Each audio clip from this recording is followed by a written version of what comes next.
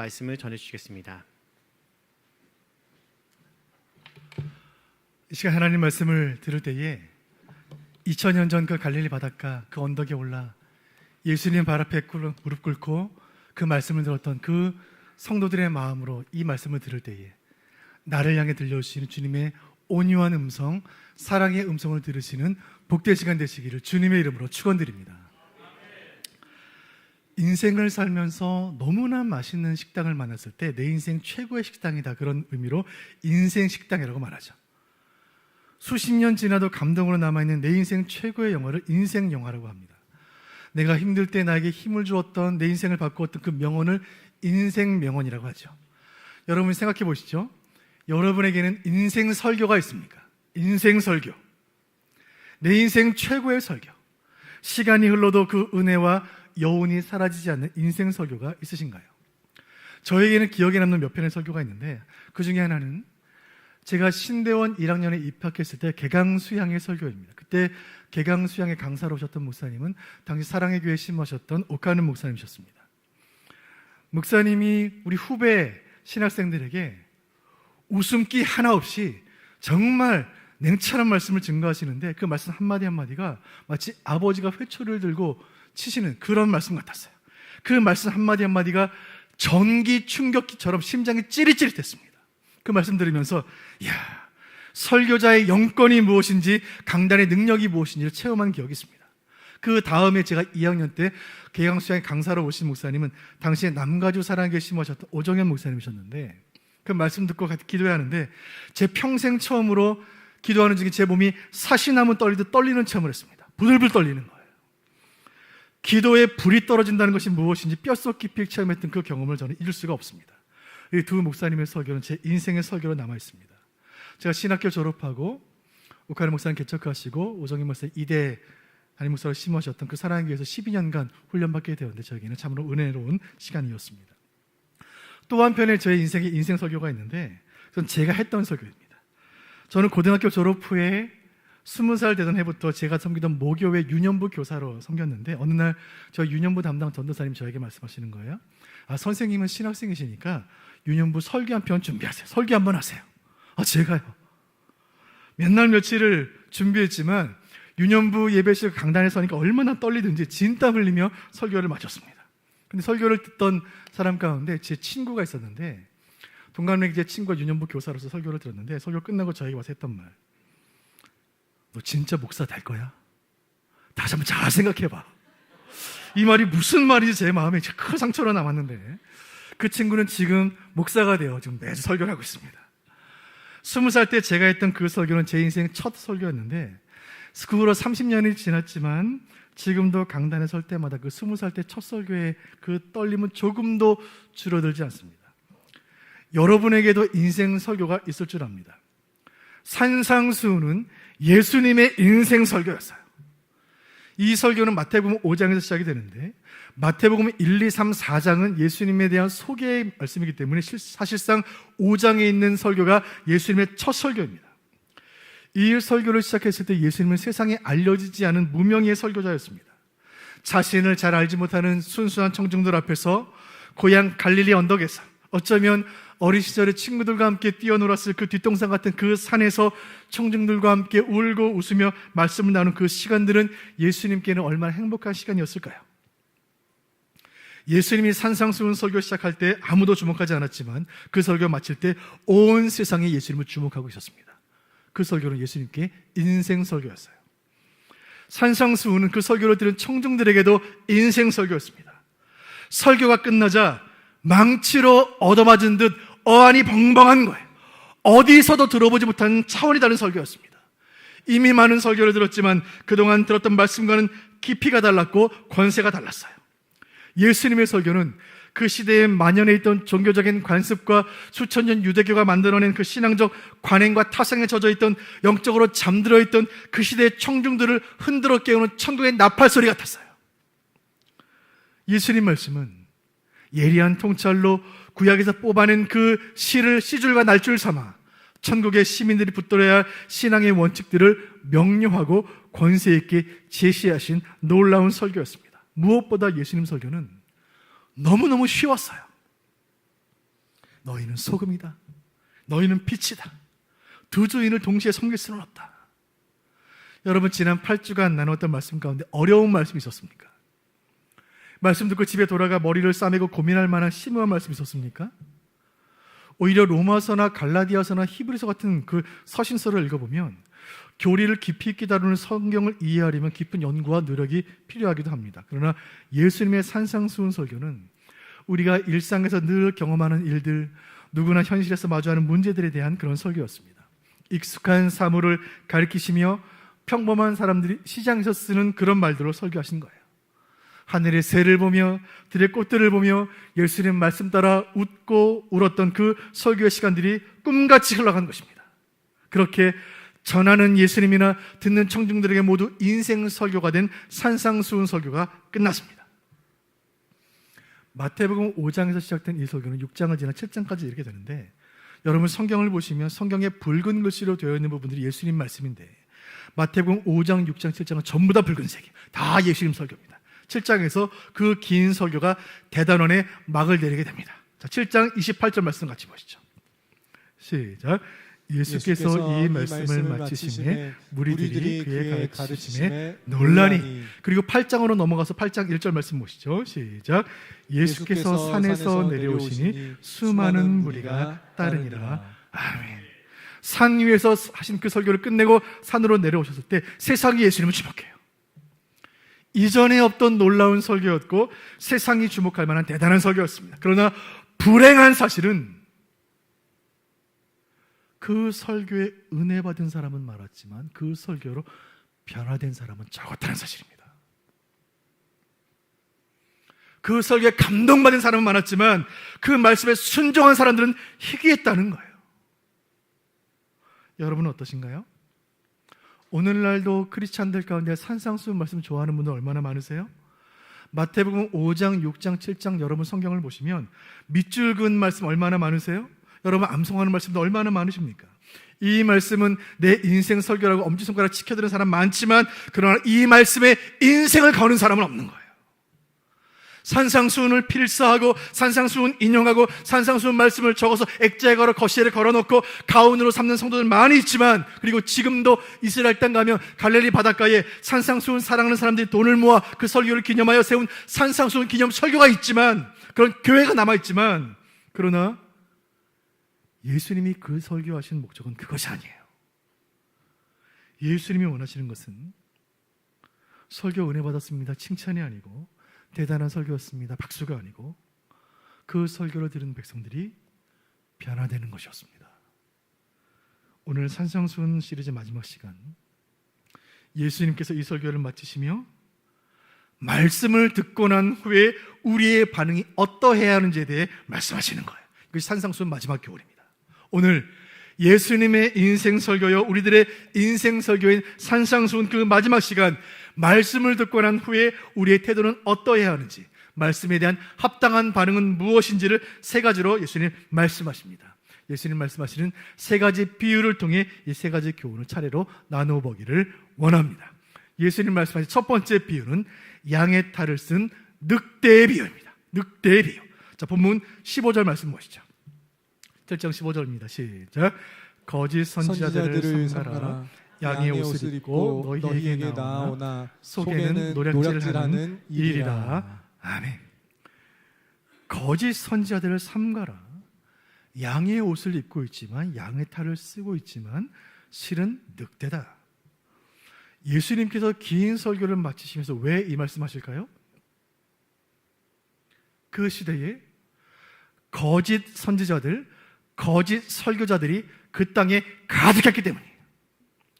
2000년 전 AD 1세기 유대 땅에는 말씀을 가르치고 설교하는 랍비들을 어디서나 만날 수 있었습니다. 회당에서, 거리에서, 성전에서, 산과 들에서 해와 같이 빛나는 얼굴로 화려한 언변과 수려한 문장으로 대중들의 마음에 어필했던 많은 설교자들이 있었습니다. 예수님 그들을 가르쳐 말씀하시는 거예요. 그들을 삼가라. 그들 중에 많은 경우는 양의 탈을 쓴 늑대다.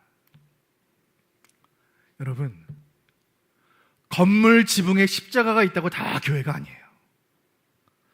넥타이 메고 강단에 서 있다고 다 목사가 아니에요. 유튜브에 조회수가 많다고 다 진리가 아니에요. 저의 은사셨던 총신대학 박영교 교수님, 지금도 영상으로 강의를 하시는데 지난주에 들었던 강의 가운데 교수님 말씀하세요. 2023년 지금 대한민국 기독교 신자 가운데 4분의 1은 이단이다. 4분의 1은 이단이에요. 여러분, 이단들과 거짓 설교자들이 넘쳐나요. 오늘 예수님께서 주시는 첫 번째 교훈이 여기 있습니다. 그것은 기준이 있는가 하는 것입니다. 읽어보겠습니다. 시작. 기준이 있는가? 말씀을 들을 때 기준이 있는가? 살다 보면 이런저런 이유로 정든 교회를 떠나 새로운 교회를 택해야 할 때가 있습니다. 이사를 통해 혹은 직장 때문에 결혼 등등의 이유로, 또 그런 이유로 우리 교회 등록하신 분들도 많이 계실 줄 알아요. 새로운 교회를 택해야 할 때 설교를 들을 때는 기준이 있어야 해요. 기준이 있어야 돼요.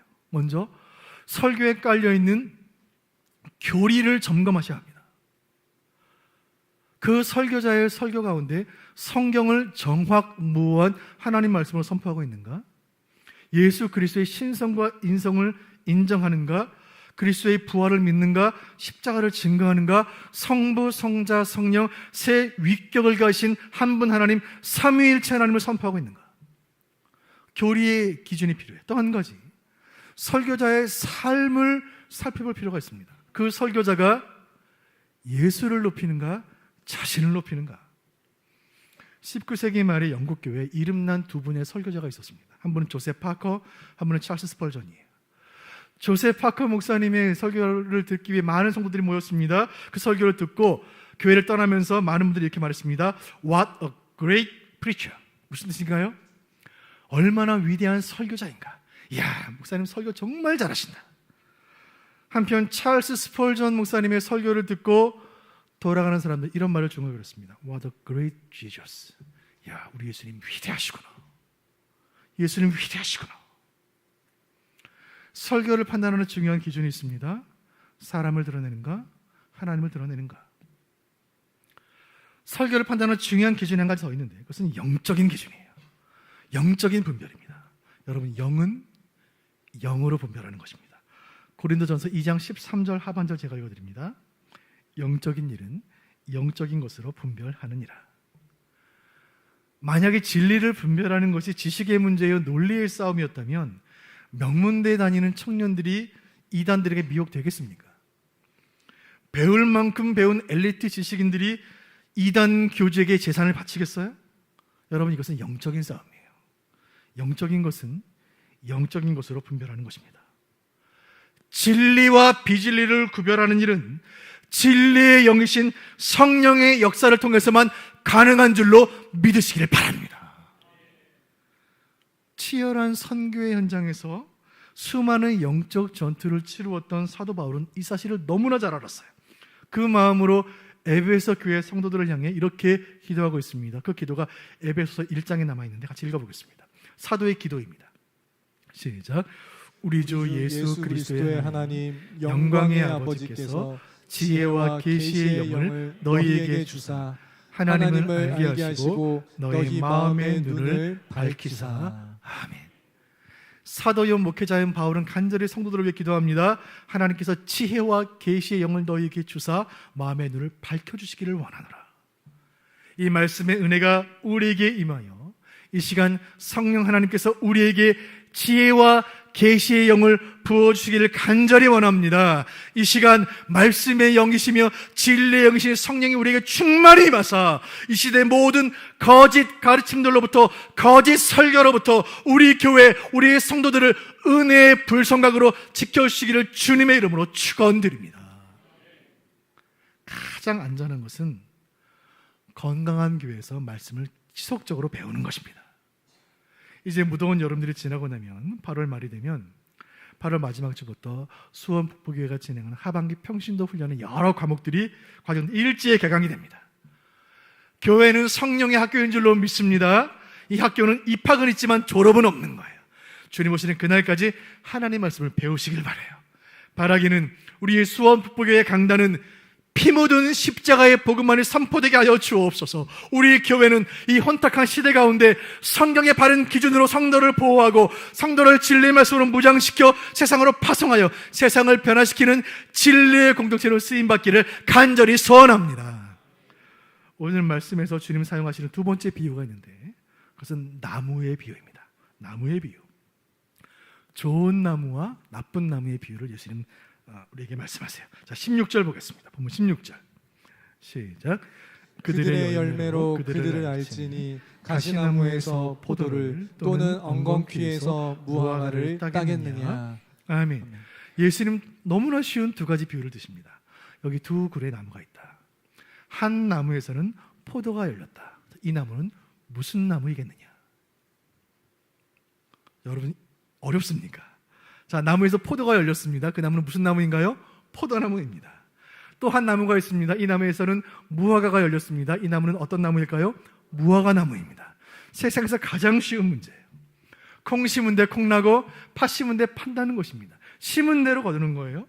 농업에 대한 깊은 지식과 조예가 없더라도 누구나 알 수 있는 자연의 법칙이죠. 여기에 깊은 신앙의 교훈이 있는 거예요. 18절 제가 읽어드립니다. 좋은 나무가 나쁜 열매를 맺을 수 없고 못된 나무가 아름다운 열매를 맺을 수 없느니라. 즉 포도나무에서 가시가 열릴 리가 없고 가시나무에서 포도가 열릴 리가 없다는 거예요. 이 성경에서 말씀하는 열매는 사람의 됨됨이를 말합니다. 사람의 신앙과 인격을 말해요. 그 사람이 무엇을 말하고 무엇을 행하는가, 그의 존재를 말해요. 그 사람의 행위와 됨됨이를 통해 그 사람을 알 수 있다는 거예요. 자, 20절 말씀 같이 보겠습니다. 20절 시작. 이러므로 그들의 열매로 그들을 알리라. 그 열매가 그 사람이 누군지를 말해준다는 것입니다. 자, 이 본문에서 말하는 그들은 누구인가요? 1차적으로는 거짓 선지자들을 뜻해요. 거짓 교사들. 가시나무는 가시를 맺고 엉겅퀴 나무는 엉겅퀴를 내듯이 악한 나무인 그들, 이 거짓 설교자들에게서는 악한 열매가 맺힐 수밖에 없다는 말씀이에요. 교회인 척, 목사인 척, 진리인 척하는 이단들에게는 나쁜 열매가 반드시 맺힙니다. 그 나쁜 열매는 보통 세 가지인데 지난주에 나누던 리차드 포스터의 말과 동일합니다. 첫 번째 권력, 두 번째 성, 그리고 돈이에요. 교주들에게 무소불위의 권력이 집중되게 되어 있고 그 권력을 악용한 성적인 문제로 인해 가정이 파괴되고 막대한 돈을 착취하여 교주 일가가 챙기게 되어 있습니다. 세 가지 나쁜 열매가 반드시 나타나게 되어 있어요. 여기에 나무의 비유를 통해 주시는 오늘의 두 번째 교훈이 있습니다. 스스로에게 던져야 할 질문입니다. 그것은 열매가 있는가 하는 질문이에요. 열매가 있는가? 같이 읽어보시죠. 시작. 열매가 있는가? 거짓 선지자들에게 열매가 있는가? 어떤 열매가 맺히는가? 그 열매를 통해 분별하라는 말씀이에요. 그 설교를 통해 영혼들이 살아나며 교회가 새로워지며 복음으로 충만해지는가, 아니면 그 설교를 통해 사람이 드러나며 교회는 분열하며 다툼과 분쟁이 일어나는가? 열매가 있는가? 이 질문은 먼저는 이 시대의 거짓 선지자들을 분별하고 교회와 설교를 분별하기 위한 질문이고, 또 한 가지는 설교를 듣고 난 후에 성도 스스로, 우리 스스로 자신에게 던져야 할 질문입니다. 나에게는 열매가 있는가? 여러분, 설교를 듣고 난 후에 어떤 열매가 있으신가요? 지금까지 신앙생활하며 설교를 몇 편쯤 들으셨습니까? 수백 번 아니면 수천 번? 그 많은 말씀을 들었는데 지나온 우리의 신앙 여정 가운데 어떤 열매가 있습니까? 내가 어떤 나무인지를 확인하려면 나에게 어떤 열매가 맺혔는지를 확인해 보면 됩니다. 내가 말씀을 듣고 내 인생에, 내 신앙에 사랑과 순종과 희락의 열매가 맺혔다면 나는 성령의 사람인 거예요. 그 말씀을 듣고 비판과 교만과 탐심의 열매를 맺혔다면 여러분은 대체 누구인가요? 어느 날 예수님 길을 가시다가 멀리서 무화과 나무를 보셨어요. 그리고 나무 가까이로 가셨습니다. 시장하신 예수님은 무화과 열매를 따먹으려고 가까이 가셨는데 예수님 그 나무를 책망하시며 저주하시고 그냥 돌아오셨습니다. 왜요? 나무에 열매가 없는 거예요. 나무에 열매가 없는 거예요. 그 나무를 저주하셨어요. 이 이야기가 마가복음 11장에 기록되어 있습니다. 가장 안타까운 것은 아무 열매 없는 나무예요. 가장 안타까운 것은 아무 열매 없는 신앙이에요. 여러분, 나무는 때가 되어 열매를 맺어야 할 때 열매를 맺어야 해요. 우리는 어떠한가요? 열매를 맺으려면 어떻게 해야 하는지 예수님께서 또 다른 나무를 통해 우리에게 교훈하십니다. 요한복음 15장 말씀 보시죠. 함께 보실까요? 시작.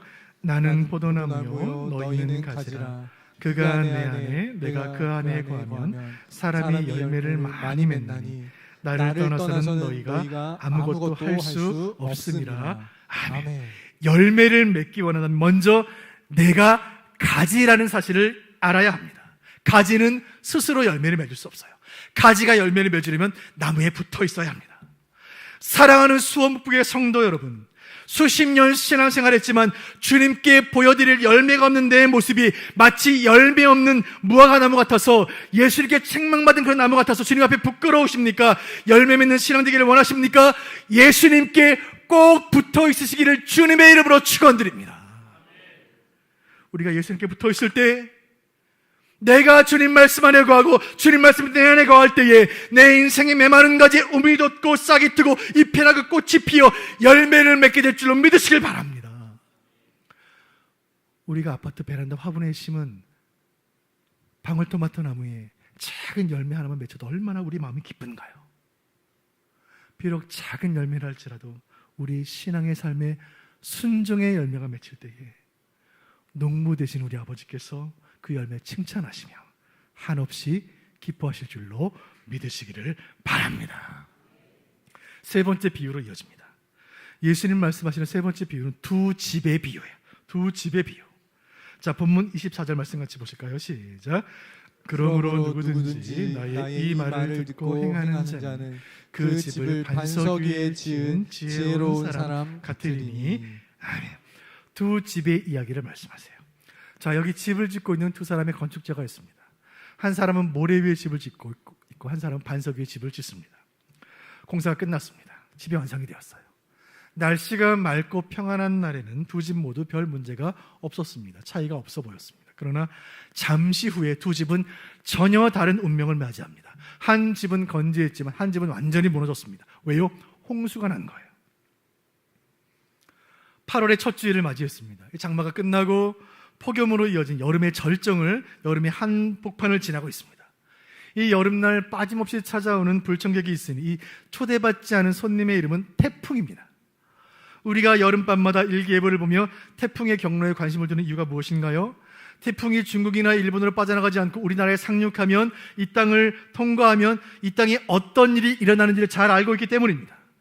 몰아치는 강한 바람에 정박해 놓은 배가 부서질 듯 요동하고 쏟아붓는 비바람에 우산이 뒤집어지고 지붕이 날아가고 집들이 무너지는 것을 지켜보면서 대자연의 위력 앞에서 우리는 아무것도 아니라는 생각을 하게 되는 것이죠.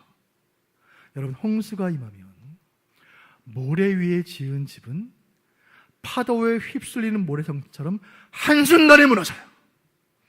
26절 말씀 보시죠. 예수님 말씀이에요. 26절 시작. 나의 이 말을 듣고 행하지 아니하는 자는 그 집을 모래 위에 지은 어리석은 사람 같으리니. 아멘. 2000년 교회 역사를 돌아보면 교회가 이 땅에 태동했던 그 순간부터 사탄은 교회를 무너뜨리기 위해 끝없이 교회를 공격해 왔습니다. 사탄이 교회를 공격했던 최초의 방법은 성경을 훼손시키는 거예요. 성경을 훼손시키면 교회가 무너지겠지. 그래서 사탄은 성경이 하나님 말씀인 것을 거부하는 인본주의, 자유주의 신학을 통해 성경의 권위를 흔들었고, 또 성경의 절대 권위를 거부하는 포스트 모더니즘을 통해 성경의 권위를 훼손시키려는 것입니다. 그러나 신실한 복음주의 교회들, 신실한 개혁주의 교회들은 보수 신학과 보수 신앙을 통해 성경의 권위를 지켜내는 거예요. 그 전략에 실패한 사탄은 이번에는 이 성경이 열방에 전파되지 못하도록 하는 전략을 펼쳤습니다. 언어적인 장벽과 문화적인 장벽을 통해 모든 민족의 성경을 가질 수 없도록, 그래서 성경을 자국의 언어로 읽을 수 없도록 막은 거예요. 그러나 모든 언어로 말씀을 번역하기 위한 성경 번역 선교회의 선교사들의 헌신적인 수고와 성경을 열방으로 전하기 위해 생을 걸었던 선교단체들의 헌신을 통해 21세기인 지금 성경은 전 세계 모든 대륙, 모든 민족들의 언어로 번역이 되었고, 지금 우리 손에도 성경이 들려있는 것입니다. 이번에 사탄은 전파된 성경이 설교되지 못하도록 하는 전략을 펼쳤습니다. 이 성경을 설교하지 못하도록. 그래서 사회주의 국가들과 이슬람 국가들은 설교를 법으로 금지시켰고, 오늘날 종교 평등이라는 이름으로 소수 인권 보호라는 미명으로 설교를 제한하는 악법들이 계속 생겨나고 있는 거예요. 그러나 지금도 목숨 걸고 말씀을 설교하는 목회자들과 지하 교회에서 생명 걸고 이 말씀 증거하는 전도자들을 통해 오늘도 이 말씀은 설교되고 있고, 오늘 이 시간 주일 아침 전 세계 지구촌 곳곳에서 수십억의 크리스찬들이 설교를 통해 하나님의 말씀을 지금도 듣고 있는 거예요. 모든 시도가 다 실패했지만 사탄은 포기하지 않습니다. 여러분, 사탄이 왜 사탄입니까? 집요하기 때문이에요. 교회를 무너뜨리기 위해 사탄이 택한 마지막 전략은 순종하지 않도록 하는 것입니다. 성경 자체를 훼손할 수 없고, 설교 자체를 막을 수 없고, 말씀이 선포되는 것을 막을 수 없다면 그 말씀을 들은 성도들이 순종하지 않게 하면 되겠구나. 성경을 읽은 사람들, 설교를 들은 사람들이 그 말씀과 상관없이 살도록 했습니다.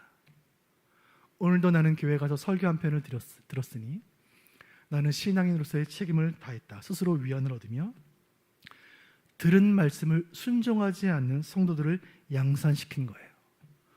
설교 시간에 잠시 성경 펼쳤다가 설교 끝나면 가방 안에 넣어둔 채 일주일 지나가게 하는 것입니다.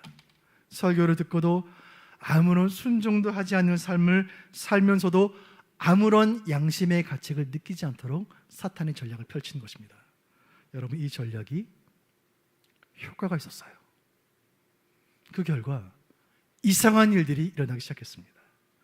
성도들이 들은 말씀에 순종하는 것 대신에 설교를 들었다는 사실에 만족하기 시작했습니다. 성경을 배운 대로 사는 것이 아니라 성경 공부 한 과정을 수료해서 수료장을 받았다는 사실을 자랑하기 시작하는 거예요. 그 결과 아무 실천이 없고 아무 행함도 없는 성도들로 교회는 가득 차게 된 것입니다. 그 결과 무기력한 기독교, 세상에 지탄받는 교회가 된 것입니다. 그 결과 세상은 교회를 환영하지 않고 성도를 존중하지 않고 기독교를 기대하지 않게 된 것입니다. 이것이야말로 사탄이 원하는 것입니다. 이것이야말로 주님이 염려하신 거예요. 본문 27절 말씀 보겠습니다. 본문 27절 시작. 비가 내리고 창수가 나고 바람이 불어 그 집에 부딪힘에 무너져 그 무너짐이 심하니라. 아멘.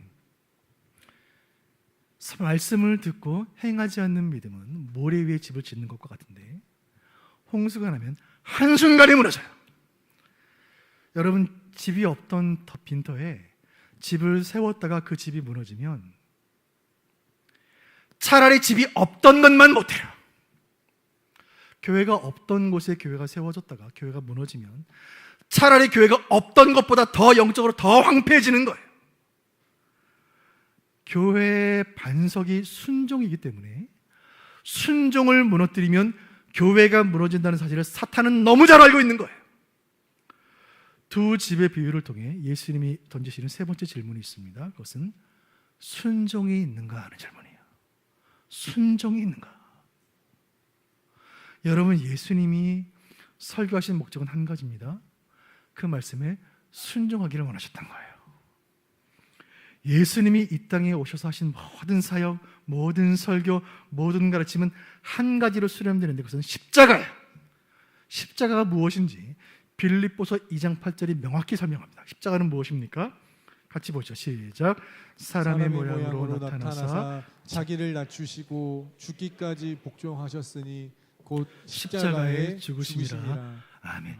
예수님의 모든 사역은 십자가로 수렴되는데 십자가는 무엇입니까? 십자가는 순종이에요. 하나님께 순종하시는 거예요. 교회마다 지붕 위에 세워져 있는 십자가는 교회는 순종의 공동체라는 표식이에요.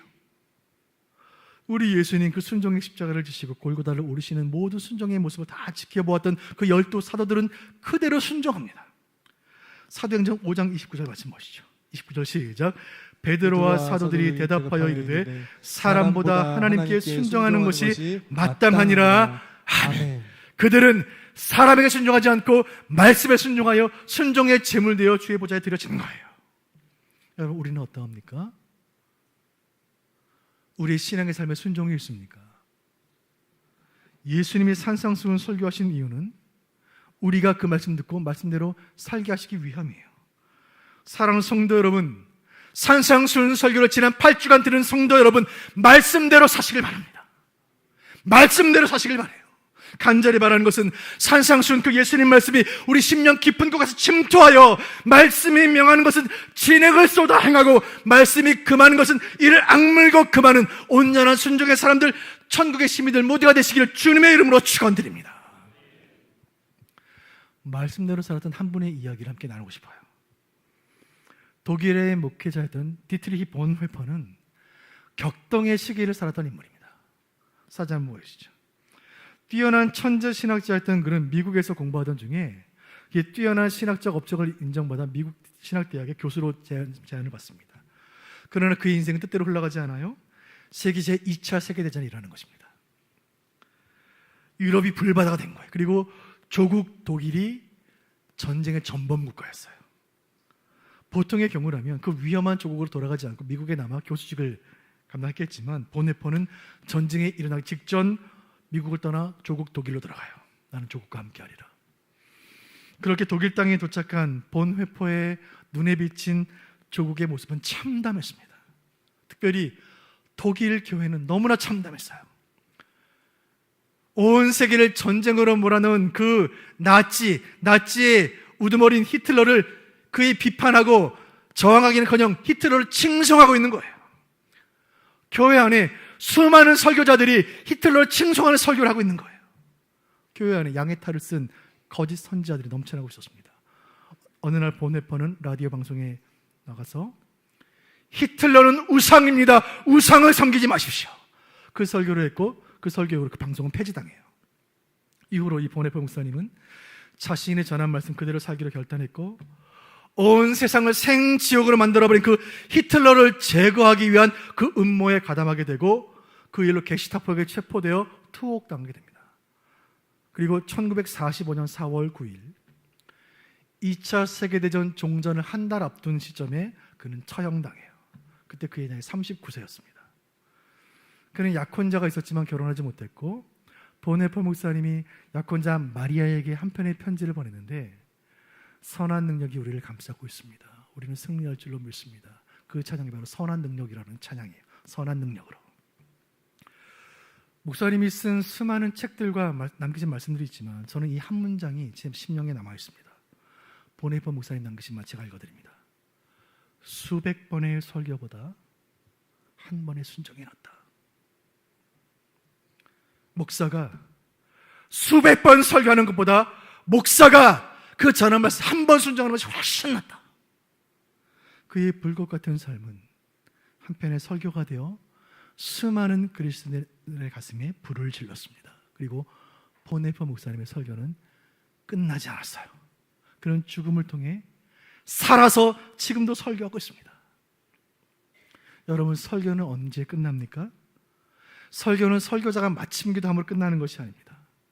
성도가 들은 말씀 붙잡고 치열한 세상 속에 나아가 그 말씀을 순종하기 위해 발버둥 치는 시간이 설교가 끝나는 시간이에요.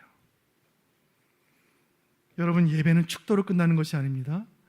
예배를 마친 성도들이 삶의 현장으로 들어가 예배 받은 그 은혜대로 세상 가운데 살아갈 때 그때가 바로 예배가 끝나는 시간이에요.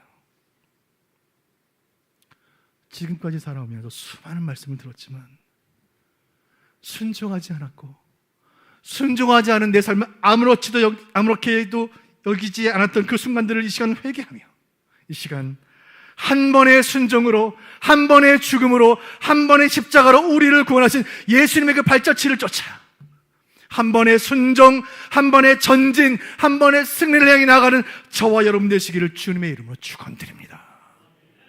말씀을 맺으려고 합니다. 이 시간 하나님 앞에서 스스로에게 물어야 할 질문이 있습니다. 좋은 나무입니까? 여러분, 좋은 나무입니까? 여러분, 무엇이 좋은 나무입니까? 좋은 열매를 맺어서 좋은 나무가 되는 것이 아니라 좋은 나무이기 때문에 좋은 열매를 맺는 거예요. 18절 말씀 제가 읽어드립니다. 좋은 나무가 나쁜 열매를 맺을 수 없다. 좋은 나무는 결코 나쁜 열매를 맺지 않아요. 사랑하는 북부교회 교우 여러분, 어쩌면 여러분은 지금 인생의 어려운 시간들을 지나고 있을지 모릅니다. 지금 인생의 겨울을 지나고 있을지 몰라요. 인생의 혹독한 가뭄의 시기를 지나고 있을지 모릅니다. 그러나 우리가 주님께 붙어있는 가지라면, 주님 말씀에 뿌리 내린 나무라면 비록 지금 우리 인생에 아무런 열매가 없는 것처럼 보일지라도 주님의 시간이 임할 때에, 하나님의 결실 계절이 임할 때에 아름다운 열매를 맺게 하실 줄로 믿으시길 바랍니다. 그 시간이 내 인생에 더디 임할지라도 주님 우리에게 인내를 주시고 믿음을 주심으로 우리 모두는 좋은 나무가 되어 그 시간들을 넉넉히 이겨내게 하실 줄로 확신합니다. 우리 수원북에는 그런 좋은 나무들이 모여 하나님의 아름다운 숲을 이루기를 간절히 소원합니다.